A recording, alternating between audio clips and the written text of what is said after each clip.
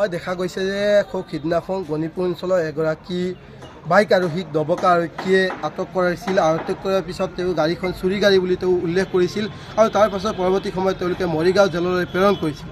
আজি মৰিগাঁৱৰ পৰা মৰিগাঁও আৰক্ষীয়ে দবকা আৰক্ষীৰ যৌথ অভিযানত তেওঁৰ বাস্য অনুসৰি দবকাৰ এখন ডিলাৰৰ পৰা তেওঁ বাইকখন লৈছিল আৰু সেই হিচাপে ডিলাৰখনত অহাৰ পিছত দেখা গৈছিল যে ডিলাৰখন বন্ধ আছিলে। পৰৱৰ্তী সময়ত আৰক্ষীয়ে তদন্ত অব্যাহত ৰাখিছিল আৰু তদন্তৰ ভিত্তিত দবকাৰ নাহাৰ গাঁৱৰ এটি ঘৰত প্ৰায় 25খন গাড়ী লুকাই থোৱা অৱস্থাত আৰক্ষীয়ে উদ্ধাৰ কৰিছে। গতিকে আমি জিলা প্ৰশাসন বা আৰক্ষী প্ৰশাসন অনুৰোধ জনাব বিচাৰিছোঁ, দবকাত সঘনাই যিদৰে মোবাইল চুৰি হৈ আছে ঠিক তেনেদৰে চুৰি গাড়ী বিক্ৰী হৈ আছে আৰু গাড়ীসমূহ চুৰি হৈ আছে। গতিকে সমগ্ৰ বিষয়টো এই ধৰণৰ যি দুষ্কৃতিকাৰীয়ে গাড়ীসমূহ আচলতে বিক্ৰী কৰি আছে, চুৰি কৰি আছে, বিভিন্ন ধৰণৰ খেলি মেলি কৰি আছে, সেইসকলক নাকি হ'ব লাগে। লগতে দবকাৰ বিভিন্ন ঠাইত আচলতে উজান উটাৰ ধৰে একাংশই আচলতে ছেকেণ্ড হেণ্ড শ্ব'ৰুম খুলিছে। গতিকে এই ছেকেণ্ড হেণ্ড শ্ব'ৰুমসমূহত আচলতে তেওঁলোকৰ যদি প্ৰক্ৰিয়াতে গাড়ী হৈছে তেতিয়াহ'লে গাড়ীসমূহ তেওঁলোকে বিক্ৰী কৰিব দিব লাগে আৰু যদি তেওঁলোকৰ নহয় চুৰি গাড়ী আছে তেওঁলোকে সমগ্ৰ বিষয়ত তদন্ত কৰিব লাগে। আমি সেয়া দাবী জনাইছোঁ জাতীয় সংগ্ৰামী সেনা অসমৰ ফালৰ পৰা।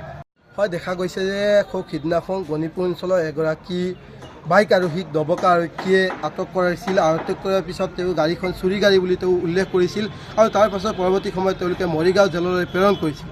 আজি মৰিগাঁৱৰ পৰা মৰিগাঁও আৰক্ষীয়ে দবকা আৰক্ষীৰ যৌথ অভিযানত তেওঁৰ বাস্য অনুসৰি দবকাৰ এখন ডিলাৰৰ পৰা তেওঁ বাইকখন লৈছিল আৰু সেই হিচাপে ডিলাৰখনত অহাৰ পিছত দেখা গৈছিল যে ডিলাৰখন বন্ধ আছিলে।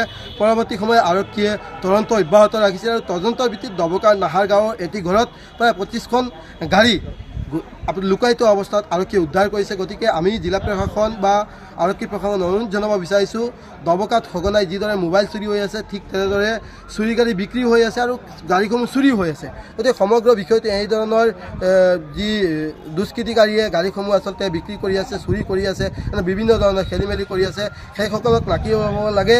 লগতে দবকাৰ বিভিন্ন ঠাইত আচলতে উজান উটাৰ ধৰে একাংশই আচলতে ছেকেণ্ড হেণ্ড শ্ব'ৰুম খুলিছে। গতিকে এই ছেকেণ্ড হেণ্ড শ্ব'ৰুমসমূহত আচলতে তেওঁলোকৰ যদি প্ৰক্ৰিয়াতে গাড়ী হৈছে তেতিয়াহ'লে গাড়ীসমূহ তেওঁলোকে বিক্ৰী কৰিব দিব লাগে আৰু যদি তেওঁলোকৰ নহয় চুৰি গাড়ী আছে তেওঁলোকে সমগ্ৰ বিষয়ত তদন্ত কৰিব লাগে। আমি সেয়া দাবী জনাইছোঁ জাতীয় সংগ্ৰামী সেনা অসমৰ ফালৰ পৰা।